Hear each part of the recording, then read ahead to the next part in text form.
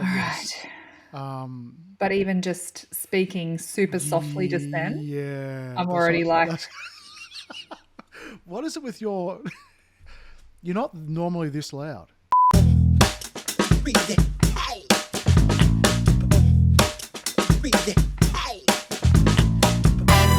hey guys, welcome to the Remind podcast, where we combine neuroscience, spirituality, and personal development to help you heal your deepest wounds and transform your life. I'm Dr. Ashleigh Moreland. I'm joined by my co-host, Dave Masterton. Today, we are going to be talking about the difference between capacity versus capability. So, really intrigued by this, Dave, because people think that they're the same thing, but they're really, really not. Well, they sound similar, don't they? They absolutely do. I think we take capacity, it for capability, granted. Yeah. So obviously from a nervous system perspective, I'm going to be talking a lot about our nervous system's capacity and how that plays into our day-to-day lives. So this could be like our capacity to make decisions, our capacity to remain regulated and respond to something in a calm, gentle, loving way, our capacity to have our kids touch us, our capacity to deal with conflict, our capacity to perform under pressure, whatever it might be. We have capacities that impact us in every aspect of our lives. So it's super relevant to everyone listening. Well, I've got this analogy, and there's this particular person that I know. And this particular person, when it comes to fueling their car, has this really odd strategy that they use. So I'm going to take capability as the size of the fuel tank, right? It's like, we'll say it's 60 litres or something like that. But they hate filling up the car. So they won't spend a lot of time at the petrol station. So the fuel tank only ever gets 20, 30, maybe 40 litres if you're lucky, because they can't stand hanging around. But obviously they have to go back, more frequently. So is that kind of what we're dealing with here? Like the tank? Yeah. You can spend a lot more, like you can fill it right up, but because there's something else going on, you never get to your full capacity. I'm looking at you. So this is where it gets interesting, because yes, the analogy is kind of right, except the languaging that I would use, I would flip it the other way, because the fuel tank to me represents capability, whereas the amount of fuel available in the tank is the capacity. Okay. So the capacity to travel 100 kilometers is based upon the fuel available for it, not the size of the tank, right? Yeah. So from this perspective, I love that analogy, because it's sort of like when we can have expectations on others, and expectations are so big. Gosh, we could do an entire episode just on expectations, but we can have expectations on others in our workplace, in our relationship with our children. This plays out everywhere based on what we know their capabilities to be. So I know you can do that. Why aren't you doing it? And it's real, like there's this mismatch between what I know you're capable of, you're able to do it. So why aren't you doing it? And I see this really play out. So my son has, I call it the D soup. And when he's really regulated and he has the capacity to do things, then the level of his, let's say, performance, the level of his concentration, the level of his whatever it might be, is more closely aligned to what I would expect as his capability, where I know he could be. But sometimes when I know his capability is up here, but what I'm actually seeing demonstrated is all the way down here, and there's a big mismatch, then it's really interesting to look at, well, why? Why does he not have the capacity to perform at that level that he's capable of performing at? And a great example is like lack of sleep, right? We all know what lack of sleep does to us, and our capacity to handle the stresses that come about our day, the conflicts that come about, the the issues happen to arise when we're super tired. They're the days you have a lot more caffeine, you eat a whole lot more, and you just don't want to do anything. Don't look at me, don't touch me. I'm Right? going to Because doom scroll. they're the things that close the gap. They're the things that can artificially increase our capacity for energy, or our capacity to think, or our capacity to do whatever. So it's not representative of our capability. And I find this really interesting. I see this a lot in relationships and in parenting, where people get so frustrated based upon the expectations they have of people, and they're let down because they're holding them to the expectation and standard of their capability with no consideration of that person's actual capacity to meet it. And would you say it's fair that, let's just talk about capability for a moment. Let's just say it is a set thing that, let's say, call it a jar, call it a bowl, call it whatever. Yeah. And you fill it up, and that's with your capabilities. Yeah. But let's just say, for argument's sake, you can't do a lot. And then you sort of go, but I could do a whole lot more. I could put a whole lot more liquid water into this thing, but I've put a little bit in and I'm out.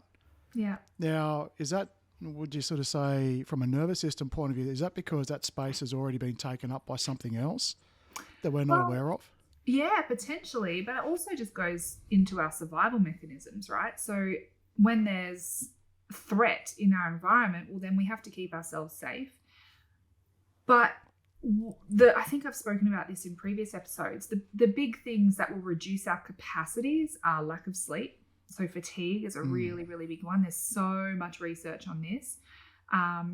So lack of sleep, chronic stress reduces our capacity. So yeah, you might, there's this concept of spoons. I don't have enough spoons for that today. If you're not familiar with that as a listener, go and have a Google of it. Okay. And that's spoons about, spoons is capacity. We're talking about capacity.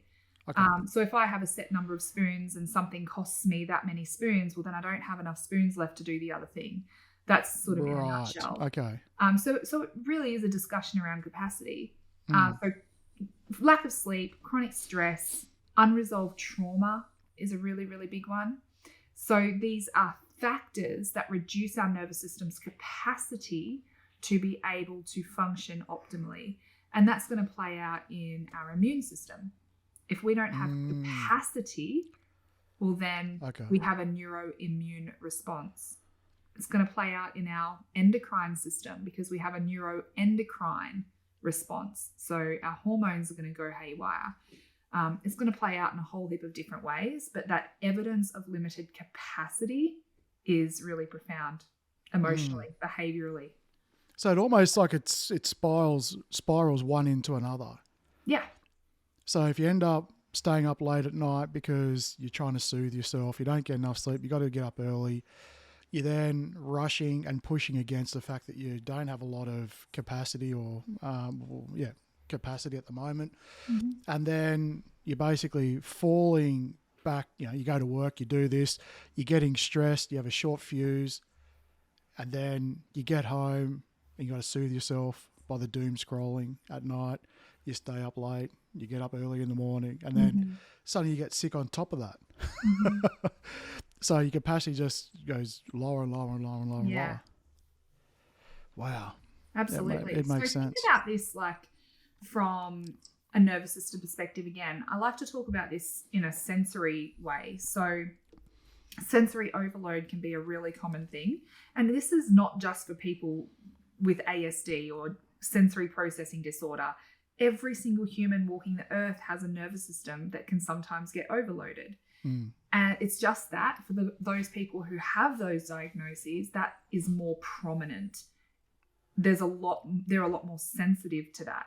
So what that might look like is if I have a capability of X amount, withstanding X amount of stress, the sensory environment, so things that we can see, hear, taste, smell, and touch, our sensory environment is all costing us in terms of capacity.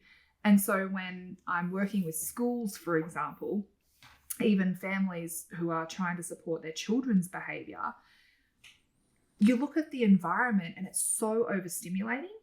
And so it's really noisy. There's lots of glass windows with no window coverings. There might be high ceilings, hard floors, lots of stuff hanging, colourful things hanging everywhere, super chaotic. And so that the relevance of the hard surfaces is because noise bounces.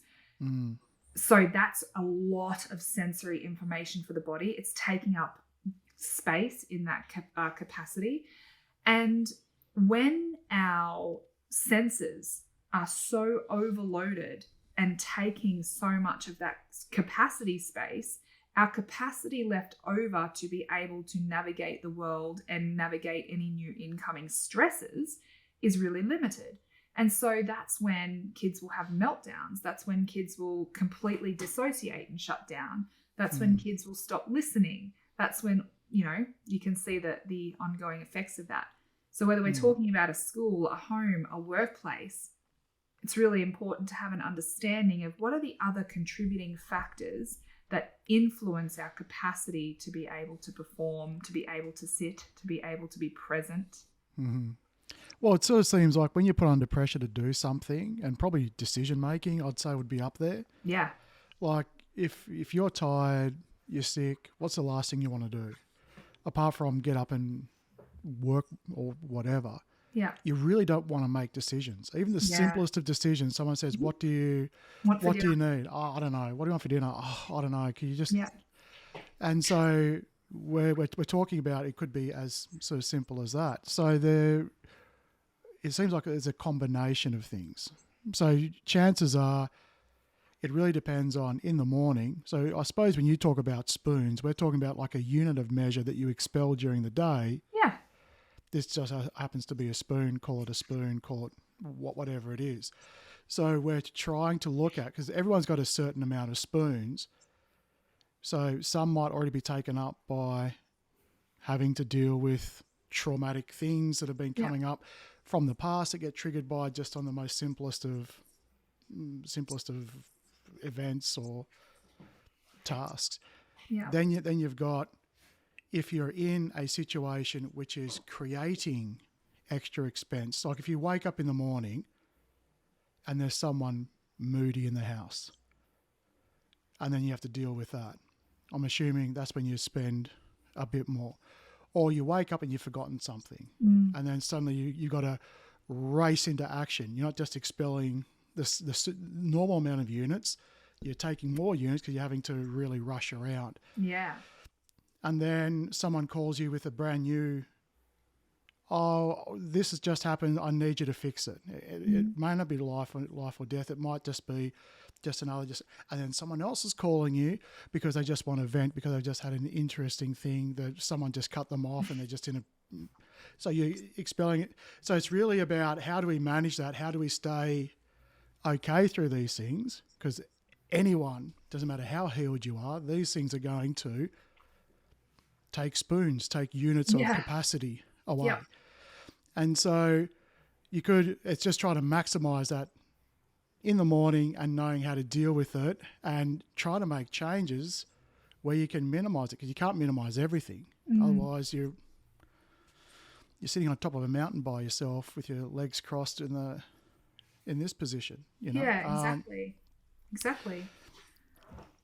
So yeah, a lot of the stuff that we talk about, it really comes back to trauma, releasing it. 100%. Especially because, think about the things that are more draining, right? So the friend who rings you with the drama, if we have a hard time setting boundaries, then that's going to take more from us than if we set a boundary and have the capability to set the boundary, which then preserves capacity for other things.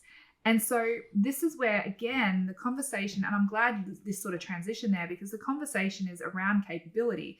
Capability is about skills, resources, frameworks, knowledge, understanding, consciousness.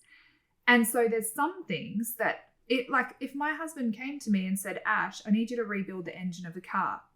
I don't have the capability to do that because I don't have the knowledge, I don't have the skills, and I don't have the resources or the tools. So that's the capability. And then in terms of capacity, well, that's another conversation again. So you spend the next six months to a year, maybe even 4 years, figuring out how to do it. Yeah, but is it possible for me to develop that capability? Oh, absolutely, but it'll take a very long time. Yeah. So there's an element of learning that has to come in. So sometimes we don't have the ability, let alone capacity. So there's two separate conversations here. And this is for any coach, any leader, any parent, any partner, any human. Part of your job is to determine, is this a capability thing or is this a capacity thing? Because if it's a capability thing, the way that we're going to approach that's going to be very different. That's going to be coaching. It's going to be upskilling. It's going to be teaching, training, resourcing, equipping. That's the capability. Once we have the capability and we know how to do it, it's then a matter of, do I have the capacity to actually execute and implement the thing that I just learned? So now I've got the skill, but can I actually execute it? And that might vary moment from moment, and it might be contextual. So if it's about setting a boundary, I might know how to set a boundary. I might have all the tools and resources and skills and frameworks. And if I was setting a boundary with a complete stranger, I might have capacity for that because I'm not so intrinsically scared. What if they reject me? What if they abandon me? Because I'm not attached to them. But do I have the same capacity to set the same boundary using the exact same capability that I have with my partner or with my parent or with someone whose opinion matters to me? Do I have the capacity for that based upon the unresolved trauma where there's a fear of rejection or a fear of abandonment or a fear of letting someone down? Or just a validity that you're craving outside, or it's just fear of the unknown. Exactly. Which is a big one. Yeah. And I think this is the really important aspect of differentiating between therapy versus coaching, because therapy alone isn't focused on capability so much. It's more focused on capacity. Whereas coaching is not focused on capacity so much, it's focused on capability. And there's a really, really, really big difference there. So for us, if we identify a gap or something that we're struggling with in life, it's really important for us to identify how much of this is a lack of capability where I need some extra skills. I need, for example, in my own life, I just realized that when it comes to interviewing people, I lacked the capability to do that well and to hire the people well that I needed, because I needed to improve my skill set around interviewing, around extracting information from people. And then there's a whole separate conversation around capacity. Yeah, which is actually executing which what is you've actually learned. then exactly, which is actually then implementing it. So it's really important to be able to differentiate between the two and find out, is my barrier just one of those? Is it that I'm more than happy to do it and I have the capacity to do it, but I just don't know how? I don't have the tools or skills or resources. Or do I have the tools and skills and resources and I just don't have the capacity to do it? It's a big one. It very much is a big one. And I'd like to take the conversation on a similar path to what you're saying, but to look at it from when you identified something that you need to get better at. Why is that? Is that because you naturally feel the need and you have the desire and the passion to be better in that? Or is it coming from a sense of, I don't know what else to do, so I should do this, or I'm being told I need to do this? Because that in itself, if you want to look at, and well, I'll come back to my views on it. The one thing that will build capacity is passion and desire. If I'm passionate about something, I get a whole lot more patient with it. I get a whole lot of spoons. I open the drawer, they're just falling out, right? It doesn't matter what barriers are there. I'm passionate, I love it, and there's just a whole lot more capacity, regardless of the capability. And so when you look at things in your life, what are you actually passionate about?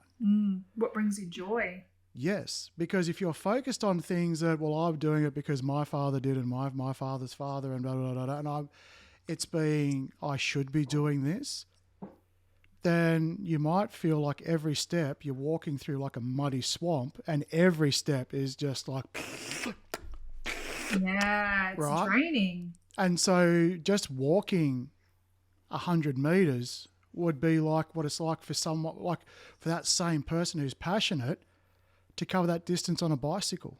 Yeah. Because you're guided with passion. So you're expelling 1 spoon on the bicycle, 1,000 just walking in the wrong direction. Yeah.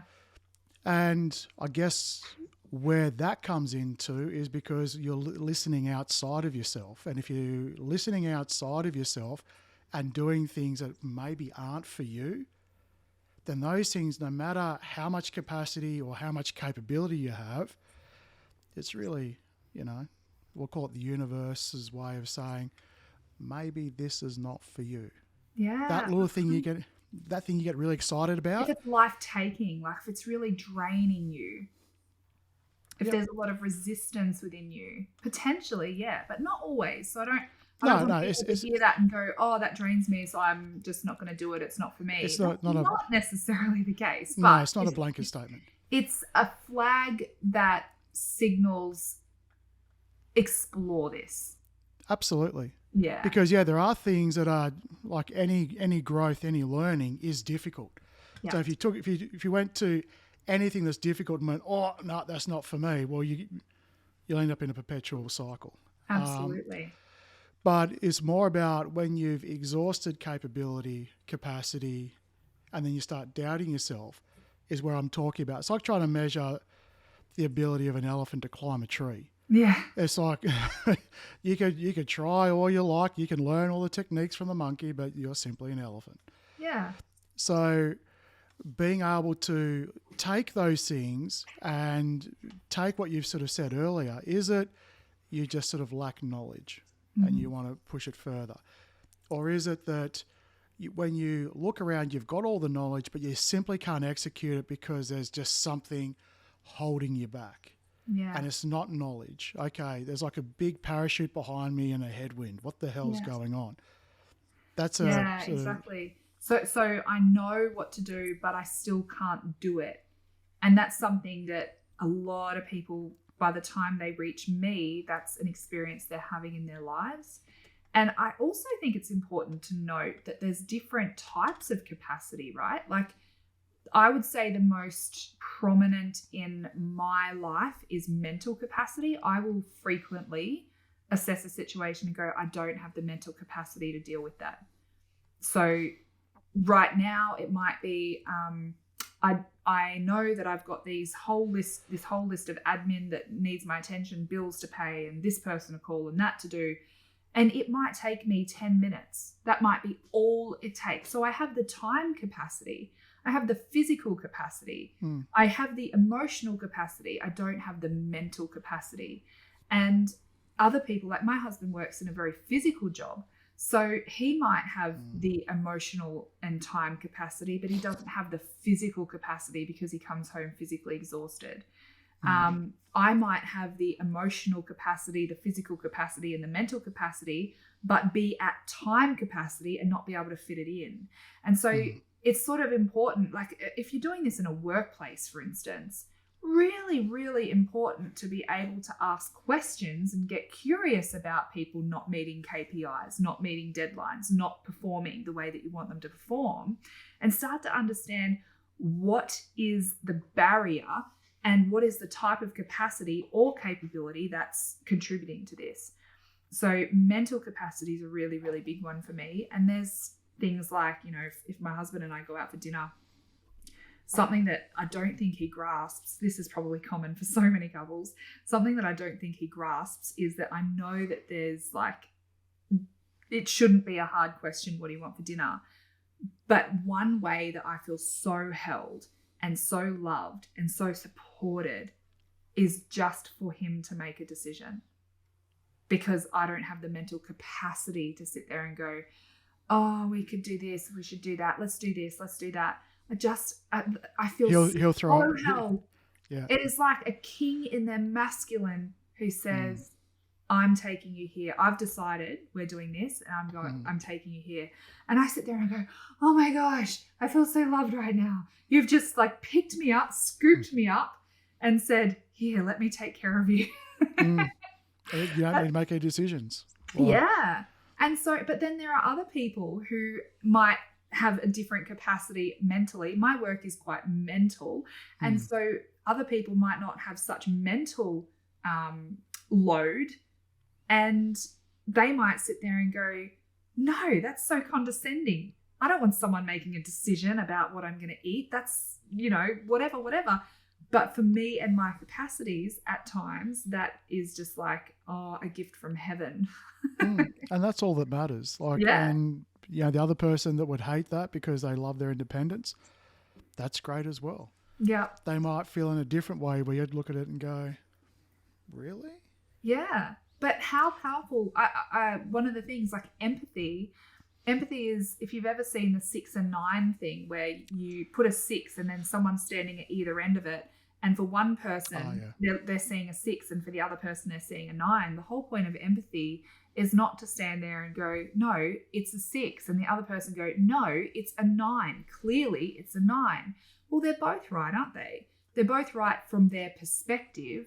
And so empathy to me is really about being able to imagine myself from their perspective, seeing what I'm looking at, and then being able to go, I get it. Wow. Okay. It doesn't resonate for me. It doesn't mean to say that they're changing my mind or that I'm going to all of a sudden change what my truth is, that to me that's a 6. But I can put myself in their perspective and see what they're seeing and feel what they're feeling and go, oh, wow, that's actually not a threat to me. Wow. Okay. We're different, and that's okay. Your perspective shows you that. Yeah. And that's really important, because when you're trying to run your life based on other people's validation or perspective, it gets difficult. So let's just say, for example, you didn't want to be seen in a restaurant caving in, right? But that's all you needed to build some capacity. But it was through a trauma of or a shame of being seen as weak or not independent or all of these things. Suddenly what was supposed to actually be a way of relaxing, building capability, capacity, and just really like being felt, held and nurtured in that position, now becomes something that actually expends. Yeah. As opposed to recharging. Yeah. Yeah, absolutely.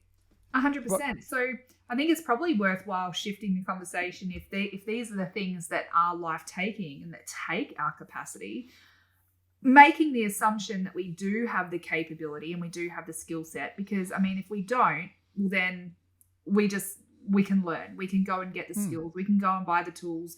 We can go and get coaching or whatever it might be. But what if we have all the tools, but we don't have the capacity? So let's have that conversation. What are some things that in your life are life-giving? And when I say life-giving, they're the things that expand your capacity. What expands your capacity to be able to withstand things? Well, for anyone, and like if I'm just talking from my own experience, it's a couple of parts. It's something that you actually... Like for me, what used to be life-giving was everything externally, but I had to manufacture the perfect environment to feel comfortable in. But that wasn't healthy. So what it did for me, or what I had to do, was a couple of things, and it was a snowball effect. The first thing is letting go of judgments around what it is that I needed. Because I could be very critical of others and also as critical on myself as I was of others.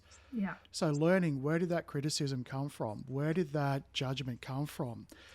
And one of the most simplest things I started to look at was to look at where my ego was at play. And the first step that I took in it was every thought I had, I had a thought and I just sort of touch it and go, is that from ego? And then I realized that every person I met or I consciously acknowledged, I was judging, am I better than them or are they better than me? Yeah. And but that was subconscious. That was just hidden. That was like a little program. Any computer nerds out there, I'm putting my hand up because I'm one of them. When you're constantly running all these programs in the background, and you've got the fastest computer in the world, but if you've got 32,000 Google Chrome tabs open, the thing's just going to run like a piece of crap. Yeah. And so what I uncovered was just one of these things, which was the constant judging and the constant evaluating of where I was in a pecking order. And this is completely external and it was constantly going. So when I just started to go, oh, that's a judgment. That's an ego. It's like, do I have a better car than them? Do they have a better car than me? Yeah. Do I find myself better looking? Are they better looking? Yeah. Am I better at something? Or, okay, am I smarter than them? And it's like this constant thing running there. And it was simply being aware of it, then combined with the mindset of, okay, where is that coming from? And working on that, then suddenly you start to shut down some of these programs that you don't need. And you start to heal where those programs were built from. And so then from there, and look, I still do doom scrolling. Like I'm a sucker for doom scrolling. I love it. Not all the time. I understand it's soothing. I'm not going to be the picture perfect, human being. That's not the aspiration. But you've just got to start from some place. And then suddenly I noticed out of nowhere, road rage gone. Why did that happen?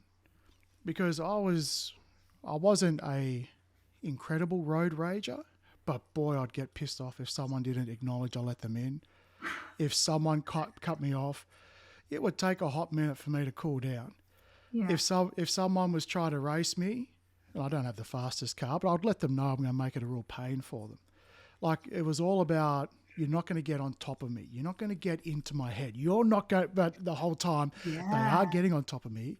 They are getting in my head and I'm judging. And so all of these things, it's simply highlighting the unconscious that was going on. True.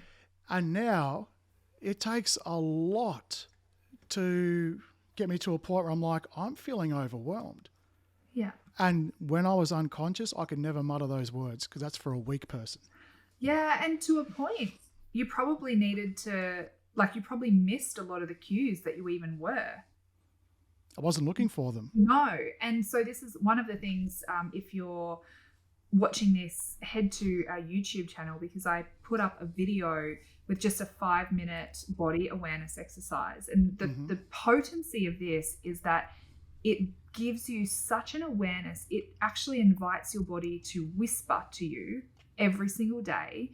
And if you are willing to show up and hear your body's whispers, it won't need to scream anymore.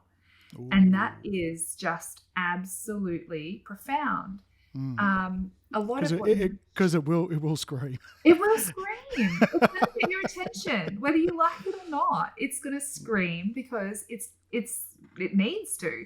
Like a child, right? Like a child, when its needs aren't being met, it's going to scream. It's going to get louder and louder and louder, and all of a sudden, its needs are going to be met. So, if a child just has to whisper to you, and you are responsive to it, then the tantrums and screaming goes away, doesn't it? For the most part. For sure. So some of the things that you were talking about, I kind of picked up a little bit of a theme of mindfulness, like mindfulness being really about awareness. And I think we've done a whole video on self-awareness before, but mindfulness is so important, which is really about that like self-awareness, observation, observing reactions, observing sensations, those kinds of things. Absolutely. Another thing that I picked up on was, I know there's been a big, you've been pretty committed to your self-work, so through therapeutic techniques and healing modalities and that kind Absolutely. of stuff. You've been really dedicated to addressing the root causes and trauma and all that sort of stuff. So that's been something, obviously it's my line of work, but I'm in this line of work because I spent my life overcoming that. I still am. So overcoming those unresolved traumas, resolving them, all of a sudden gives you so much more capacity in your nervous system.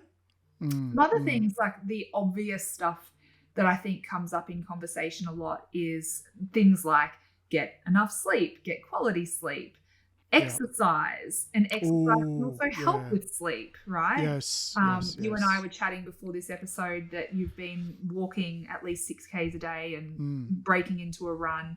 I recently got a walking pad for under my desk, so I'm walking during the day more, and I'm finding that is giving me better sleep, and therefore I have more capacity simply because the exercise is supporting all those amazing absolutely in my body.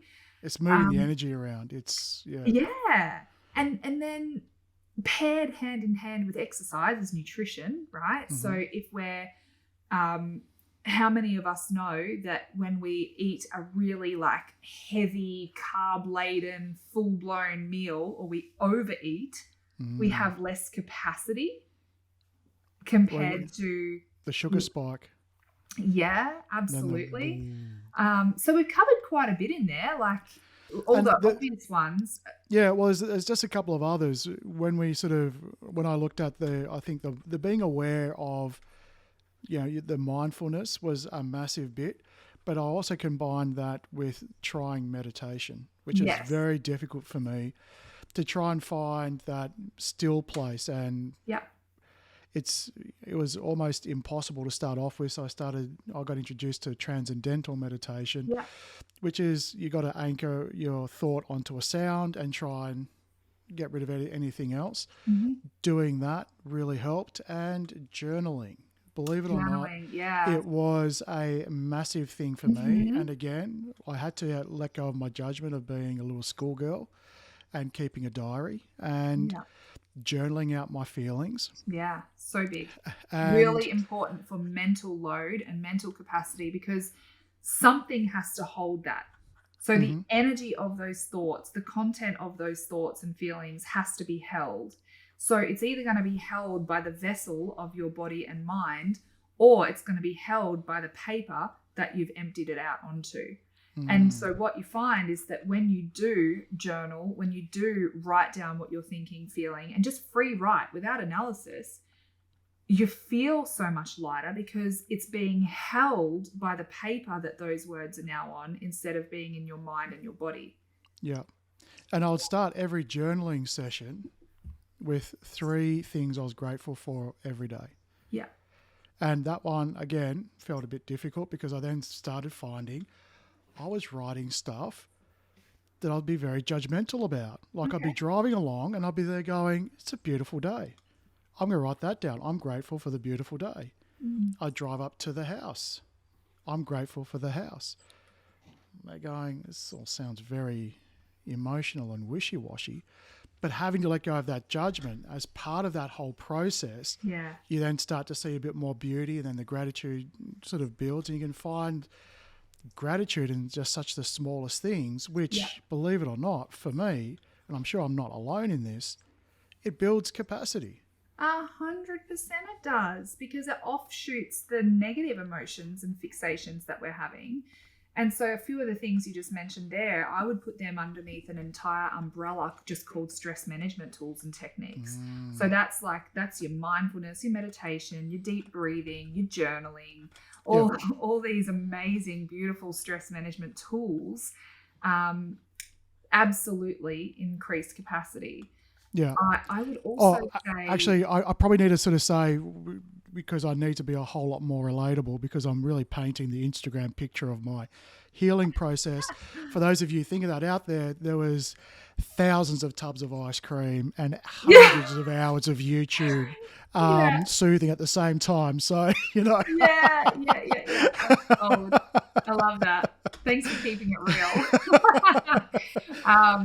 I would also say healthy social support can massively increase capacity. I know, because we also understand this through the concept of co-regulation, right?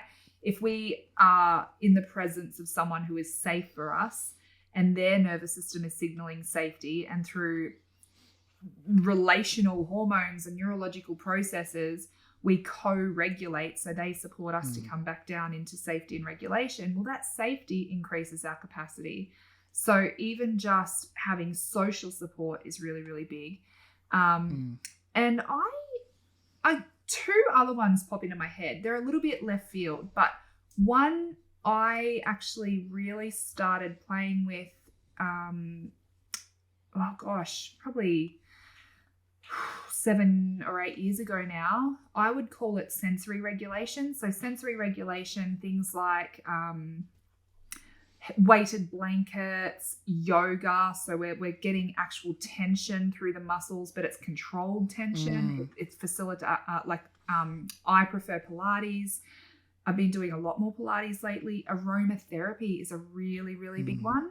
Aromatherapy can support sensory regulation. But for other people, it might cause dysregulation if the scents are triggering or overbearing. But there's lots of sensory ways that we can improve our capacity. Playing with temperature can be really big as well. So I would say that's a bit of a left field one. And one that I think is super underrated is time management. So if we are setting our priorities, if we are managing our time well, if we're having some kind of schedule that gives us certainty, then the certainty of that increases our capacity as well. So time management, I think, is really underrated in these conversations. Like, let's actually sit down and look at how you're structuring your day. Is it efficient? Are you doing things in an order that even makes sense? Are you time blocking and making time for things that are important to you? So, as you're saying all of that, the one biggest thing that's popping up in my head is motivation. Because I could just tell when I'm thinking I really need to do something and I think about time management, I'm like, ugh. I know what I need to do. I know what I have to do, but I just can't find the motivation. Yeah. Maybe so I'll just sit on. How do you tap into what you know about yourself and your dopamine hits in other ways that can give you the dopamine hit you need to be able to initiate that? So for me, I know that I get massive dopamine from connection. So the social support thing is really big for me. I know that if I have social support, I'll be compliant with the gym. I will execute on the priorities that I've set for the day and the tasks that I've set for the day. So a big feature of time management for me is actually scheduling meetings every single day that I have to physically show up to. Well, physically as it is on Zoom. Yeah. But I have to show up to at the time and be held accountable for the things that I have or haven't done. And that social reward system for me is really, really powerful in increasing my capacity, because I get a lot of significance and connection from that. Yeah. Okay. So you mentioned something quite cool. So like, how do you get motivated if motivation itself is not enough? Yeah. It's sort of like, okay, I know what to do. I've got time. I've kind of got mental capacity, but maybe I'm just sort of lacking motivation. Yeah. I think what you're sort of saying here is set yourself some rewards.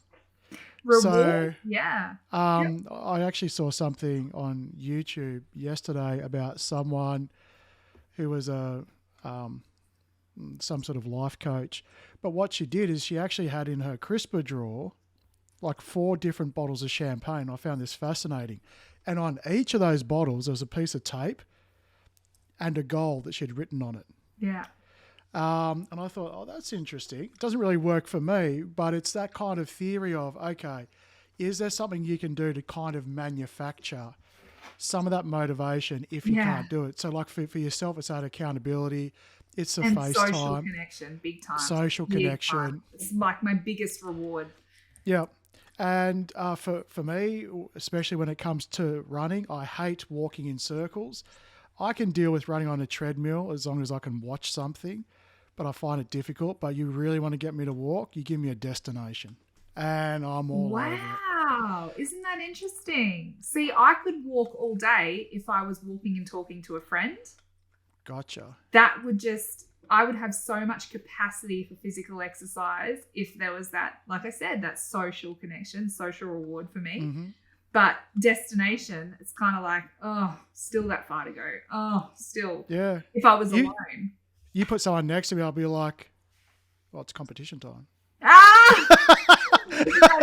We'll see who gets there first. I love that. I love how different we are. It's so cool. Yeah, so I think that's a really cool moral to the story, and probably a good way to wrap this up is these we've given you a whole bunch of ideas on things that you can do to increase your capacity. Obviously, I have a massive bias around resolving unresolved trauma and regulating your nervous system to increase your capacity that way through stress responses and stuff. Well, it's impossible to do without that. It doesn't matter what else that you do. That there would be the single biggest thing that you have to deal with. It's the difference between, getting scissors and cutting weeds off so you can't see them, as opposed to grabbing it by the root and pulling it out. Yeah, I'm a car guy, so I love the analogy of have the fastest car in the world and have the best wheels, but don't put any tires on them. Let's see how far you go then. Yeah. Let's see how quick you are then. Like you're basically, you're going nowhere. Yeah. And you're going nowhere in a hurry, sparks flying everywhere, lots of noise and lots of stuff. The being able to bring that subconscious to the conscious as best as you can, you'll just find that you'll start to really just get rid of stuff that's holding you back, that you're just unconsciously draining you. So yeah. Powerful chats, Dave. Love it. Yeah, I like it. So guys, I would encourage you, really consider, is your limitation a capability limitation or is it a capacity limitation? And then if it's a capacity, really think about what are those things that we've spoken about that you can start implementing to really start seeing a shift in your capacity. And if it is a capability gap, well then find the tools, learn, get the skills that you need. Hit us in the comments. What are the things you're struggling with? What are the things that motivate you? Yeah, I'd love to hear that. Let's have a discussion about it. Love to hear from you guys. Thanks for joining us. Till next week. See you later. Bye.